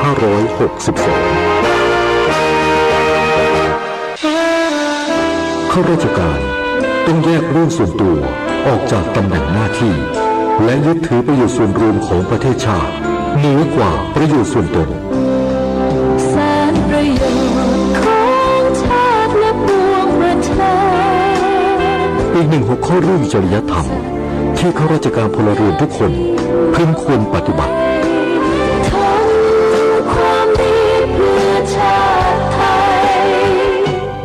ขณะนี้เวลา 7:16 นาทีต่อไปเสนอข่าวต่างประเทศสำนักข่าวต่างประเทศรายงานว่าประธานาธิบดีโจไบเดนผู้นำสหรัฐสร้างความประหลาดใจด้วยการเดินทางเยือนกรุงเคียฟเมืองหลวงของยูเครนเมื่อวานนี้เพื่อแสดงความเป็นน้ำหนึ่งใจเดียวกับยูเครนก่อนครบรอบ1 ปีที่รัสเซียเปิดปฏิบัติการพิเศษทางทหารในยูเครนในวันที่ 24 กุมภาพันธ์นี้ในโอกาสนี้ผู้นำสหรัฐได้พบหารือกับประธานาธิบดีโวโลดิเมียร์เซเลนสกี้ของยูเครนท่ามกลางเสียงสัญญาณเตือนภัยการโจมตีทางอากาศที่ดังขึ้นในกรุงเคียฟแต่ไม่มีรายงานการโจมตีจากรัสเซียโดยประธานาธิบดีไบเดนยืนยันว่า สหรัฐจะยืนหยัดเคียงข้างยูเครนให้นานที่สุดตราบเท่าที่จำเป็นพร้อมประกาศมอบความช่วยเหลือทางทหารให้ยูเครนเพิ่มอีก$500 ล้านสหรัฐซึ่งรวมถึงระบบยิงจรวดหลายลำกล้องแบบไฮมาร์สด้านประธานาธิบดีเซเลนสกี้ระบุว่าการเดินทางเยือนของผู้นำสหรัฐในครั้งนี้เป็นสัญลักษณ์ที่สำคัญอย่างยิ่งต่อการสนับสนุนประชาชนชาวยูเครนและยังเป็นการส่งสัญญาณที่ชัดเจนว่ารัสเซียไม่มีโอกาสที่จะชนะสงครามครั้งนี้กระทรวงการต่างประเทศของจีนออกแถลงการปฏิเสธข้อกล่าวหาของนายแอนโทนี บลิงเคนรัฐมนตรีต่างประเทศสหรัฐที่อ้างว่าจีนกำลังพิจารณาการสนับสนุนอาวุธยุทโธปกรณ์ให้แก่รัสเซียเพื่อใช้ทำสงครามกับยูเครนในหวังเหวินปินโฆษกกระทรวงการต่างประเทศของจีนระบุว่าสหรัฐเป็นประเทศที่ส่งอาวุธเข้าไปในสงครามระหว่างรัสเซียกับยูเครนอย่างไม่มีขอบเขตไม่ชื่อจีนและขอให้รัฐบาลสหรัฐไตร่ตรองอย่างจริงจังถึงการกระทำของตนเองรวมทั้งเพิ่มความพยายามในการคลี่คลายสถานการณ์ความขัดแย้งระหว่างรัสเซียกับยูเครนส่งเสริมแนวทางสันติภาพและกระบวนการเจรจารวมทั้งยุติการโยนความผิดและเผยแพร่ข้อมูลเท็จพร้อมกันนี้ในหวังยังเน้นย้ำว่าแนวทางของจีนในกรณีสงครามยูเครนคือการเร่งสร้างสันติภาพและส่งเสริมการเจรจาเพื่อยุติการสู้รบระหว่างรัสเซียกับยูเครนศูนย์ป้องกันและควบคุมโรคแห่งยุโรปออกแถลงการเตือนว่ามีความเสี่ยงที่จะเกิดการระบาดของโรคติดเชื้อจากอาหารและน้ำโรคติดเชื้อระบบทางเดินหายใจและโรคติดเชื้อที่ป้องกันได้ด้วยวัคซีนอาทิอหิวาตกโรคโรคตับอักเสบรวมทั้งโรคโควิด -19 ในพื้นที่ประสบภัยเหตุแผ่นดินไหวครั้งใหญ่ในตุรกีและซีเรียในช่วง 2-4 สัปดาห์ข้างหน้าเนื่องจากผู้ประสบภัยจำนวนมากอาศัยอยู่รวมกันในศูนย์พักพิงชั่วคราวด้านสำนักงานป้องกันและบรรเทาสาธารณภัยของตุรกีประกาศยุติภารกิจค้นหาและช่วยเหลือผู้รอดชีวิตใต้ซากปรักหักพังจากเหตุแผ่นดินไหวดังกล่าวยกเว้นพื้นที่จังหวัดฮาเต้และจังหวัดคารมันมารัสทางภาคใต้ของตุรกีซึ่งเป็นศูนย์กลางแผ่นดินไหวขณะที่ยอดผู้เสียชีวิตจากเหตุแผ่นดินไหวครั้งนี้ทั้งในตุรกีและซีเรียเพิ่มเป็นอย่างน้อย 47,000 คนและมีผู้บาดเจ็บรวมกันมากกว่า 123,000 คนสำนักข่าวต่างประเทศรายงานว่าบริษัทเป่าหยวนเวียดนามหนึ่งในผู้ผลิตรองเท้ารายใหญ่ของเวียดนามซึ่งรับจ้างผลิตรองเท้าให้กับตราสินค้าระดับโลกเตรียมปลดพนักงานออก 3,000 คนและไม่ต่อสัญญาการจ้างงานกับพนักงานอีก 3,000 คนในช่วงปลายเดือนกุมภาพันธ์นี้เนื่องจากคำสั่งผลิตในปี 2566 ลดต่ำลงอย่างมากทั้งนี้บริษัทเป่าหยวนเวียดนามมีพนักงานราว 50,000 คนและเป็นผู้ประกอบการรายใหญ่ที่สุดในนครโฮจิมินห์ศูนย์กลางทางเศรษฐกิจของเวียดนามเพิ่งให้พนักงาน 20,000 คนผลัดเปลี่ยนกันลางานโดยไม่ได้รับค่าตอบแทนเมื่อช่วงปลายปีที่แล้วขณะที่เวียดนามหนึ่งในผู้ส่งออกเครื่องนุ่งห่มผลิตภัณฑ์รองเท้าและเฟอร์นิเจอร์รายใหญ่ของโลกได้รับผลกระทบอย่างรุนแรงจากวิกฤตค่าครองชีพที่สูงขึ้นในยุโรปและสหรัฐซึ่งทำให้กำลังซื้อของผู้บริโภคลดลงต่อไปรับฟังข่าวกีฬาค่ะการแข่งขันเทนนิสอาชีพหญิง ITF Women World Tennis Tour 2023 ที่มาเลเซียลาลานาธาราฤดีดาวรุ่งวัย 18 ปีมือวางอันดับ 1 เฉือนชนะเจลดา แรนเนียนนักขวดอเมริกัน 2-1 เซต 6-0 3-6 และ 6-2 คว้าแชมป์พร้อมเงินรางวัลประมาณ 80,000 บาทและ10คะแนนสะสมอันดับโลกอีกทั้งเป็นแชมป์ ITF รายการที่ 2 ต่อกันที่ผลฟุตบอลกันโชซีเรียอิตาลีโตริโนเสมอโคเบเนเซ่ 2-2ฟุตบอลลาลิก้าสเปนเกตาเฟ่ชนะบาเลเซีย 1-0 คุณหญิงปัทมาลีสวัสดิ์ตระกูลนายกสมาคมกีฬาแบดมินตันแห่งประเทศไทยพร้อมด้วยพันเอกประยุทธ์นิลมิตรานนท์อุปนายกสมาคมกีฬาคนพิการแห่งประเทศไทยและผู้แทนบริษัทฟาอีสสเปเชียลิตี้จำกัดหรือยูเน็กประเทศไทยลงนามในบันทึกความเข้าใจ MOU สนับสนุนอุปกรณ์กีฬาแบดมินตันสำหรับนักกีฬาแบดมินตันคนพิการทีมชาติไทยนายกสมาคมกีฬาแบดมินตันขอบคุณทางยูเน็กประเทศไทยที่ร่วมสนับสนุนนักกีฬาแบดมินตันไทยทุกระดับทั้งในการจัดการแข่งขันแบดมินตันคนพิการระดับนานาชาติและดำเนินการด้านกรรมการเทคนิคกีฬาแบดมินตันโดยประเทศไทยได้เป็นเจ้าภาพจัดการแข่งขันแบดมินตันคนพิการในระดับโลก BWF พาราแบดมินตันเวิลด์แชมเปี้ยนชิพ 2024 ซึ่งขณะนี้นักกีฬาคนพิการทีมชาติไทยอยู่ระหว่างเข้าร่วมการแข่งขันแบดมินตันที่ประเทศสเปนวันที่ 20-26 กุมภาพันธ์นางริต้าซูโบโวประธานสหพันธ์วอลเลย์บอลแห่งเอเชียหรือ AVC และนายสมพรใช้บางอย่างประธานสหพันธ์วอลเลย์บอลแห่งอาเซียนร่วมประชุมคณะกรรมการบริหารมีมติเปลี่ยนชื่อการแข่งขันวอลเลย์บอลอาเซียนกลางปีเป็นชื่อใหม่อย่างเป็นทางการว่า CV League ในปีนี้มีการจัดการแข่งขันทั้งประเภททีมชายและทีมหญิงเจ้าภาพมี4ประเทศคืออินโดนีเซียฟิลิปปินส์เวียดนามและไทยแข่งวันที่21-23 กรกฎาคมที่อินโดนีเซียวันที่ 28-30 กรกฎาคมที่ฟิลิปปินส์ส่วนทีมหญิงแข่งขันวันที่ 4-6 สิงหาคมที่เวียดนามและวันที่ 11-13 สิงหาคมที่ประเทศไทยขณะที่การแข่งขันวอลเลย์บอลในกีฬาเอเชียนอินดอร์และมาร์เชนอาร์ตเกมครั้งที่ 6 ที่กรุงเทพมหานครและชลบุรีในเดือนพฤศจิกายนกำหนดทีมชายแข่ง12ทีมและทีมหญิง12ทีมในแต่ละทีมใช้ผู้เล่นอายุต่ำกว่า23ปีจำนวน11คนอีก3คนไม่จำกัดอายุส่วนการแข่งขันวอลเลย์บอลในกีฬาซีเกมครั้งที่32ที่กัมพูชาระหว่างวันที่ 5-17 พฤษภาคมเจ้าภาพยืนยันใช้วิดีโอชาเลนจ์ขณะเดียวกันวอลเลย์บอลชายหาดในซีเกมครั้งนี้จะถือเป็นรอบคัดเลือกโอลิมปิกเกม 2024 ด้วยร้อยโทสมบัติบัญชาเมฆหรือบัวขาวบัญชาเมฆร่วมเป็นวิทยากรพิเศษสอนศิลปะมวยไทยให้กับการฝึกคอปราโก 2023 ของกองทัพอเมริกันระหว่างวันที่ 27 กุมภาพันธ์ถึง 10 มีนาคมมีการบรรจุฝึกมวยไทยในแผนการฝึกซ้อมครั้งนี้ขณะเดียวกันบัวขาวจะร่วมการฝึกกระโดดร่มทางยุทธศาสตร์ด้วยพงษ์เกษมสมศุขรายงานต่อไปเป็นพยากรณ์อากาศกรมอุตุนิยมวิทยารายงานลักษณะอากาศทั่วไปบริเวณความกดอากาศสูงกำลังปานกลางปกคลุมประเทศไทยตอนบนทำให้ภาคเหนือมีอากาศเย็นถึงหนาวส่วนภาคตะวันออกเฉียงเหนือภาคกลางและภาคตะวันออกมีอากาศเย็นในตอนเช้าขอให้ประชาชนบริเวณดังกล่าวดูแลสุขภาพเนื่องจากสภาพอากาศที่หนาวเย็นลงรวมถึงอันตรายจากอัคคีภัยที่อาจจะเกิดขึ้นเนื่องจากสภาพอากาศแห้งในระยะนี้ไว้ด้วยสำหรับมรสุมตะวันออกเฉียงเหนือและลมตะวันออกพัดปกคลุมอ่าวไทยภาคใต้และทะเลอันดามันทำให้ภาคใต้มีฝนตกหนักบางแห่งส่วนคลื่นลมบริเวณอ่าวไทยและทะเลอันดามันมีกำลังอ่อนลงโดยอ่าวไทยตอนล่างมีคลื่นสูง 1-2 เมตรบริเวณที่มีฝนฟ้าคะนองคลื่นสูงมากกว่า2 เมตรขอให้ชาวเรือบริเวณอ่าวไทยตอนล่างเดินเรือด้วยความระมัดระวังและหลีกเลี่ยงการเดินเรือบริเวณที่มีฝนฟ้าคะนองไว้ด้วยฝุ่นละอองในระยะนี้ประเทศไทยตอนบนมีแนวโน้มการสะสมของฝุ่นละอองหมอกควันอยู่ในเกณฑ์ปานกลางถึงสูงเนื่องจากลมที่พัดปกคลุมมีกำลังอ่อนลงพยากรณ์อากาศตั้งแต่เช้าวันนี้จนถึงเช้าวันพรุ่งนี้ภาคเหนืออากาศเย็นถึงหนาวในตอนเช้าโดยมีฝนเล็กน้อยบางแห่งส่วนมากทางตอนบนของภาคบริเวณยอดดอยอากาศหนาวถึงหนาวจัด